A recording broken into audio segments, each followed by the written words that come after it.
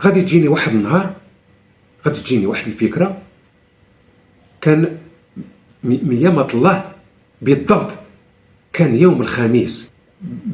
يعني نقدر نشرح عليكم اكثر، نشرح لكم مزيان الاغتصابات، يعني الاغتصابات على الجهه ديال يوم الخميس. الاغتصابات ما نقول لكمش على الاغتصابات اللي كتوقع يوم الخميس. وغادي نبقى انا وشي 5 ديال الدراكين اللي غادي يبقاو، وداك النهار يوم الخميس غادي يديوني. قال لي النائب، حتى هما قال لك دايرين النائب ديال المدير، النائب ديال هذا المدير ديال السجن، قال لي توا تير تا قول توا شوازير مور وتشيتشي. قلت له واخا.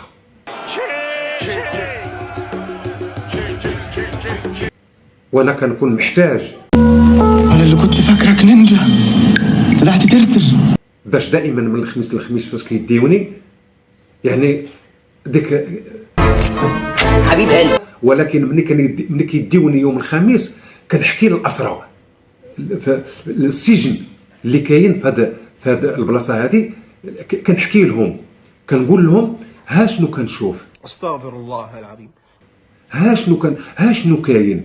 غادي تجي هاد الوقيته هذه اللي غادي يقول لي هذا النائب المدير واحد الساعه وجد راسك باش مقطع هنا كلها لك. في هذيك الساعه غادي ندور في لي شومبر، في هذوك البيتات اللي كينعسوا فيهم هاد ما يسمى بالدركيين، باللي ما يجيش.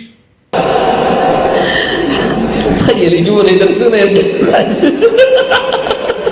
هاد جوج الموريتانيين اللي في وسط منهم واحد فيهم بداكشي اللي كيدير بحال شي حيوان مفترس. استغفر الله.